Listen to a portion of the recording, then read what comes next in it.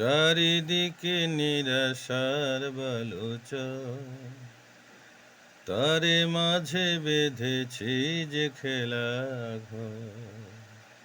চারিদিকে নিরাশার বালুচর, তারি মাঝে বেঁধেছি যে খেলা ঘর।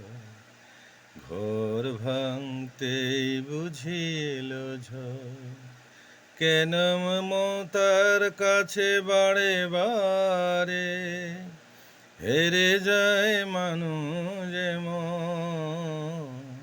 কেন মমতার কাছে বারে বারে হেরে যায় মানুষ এমন।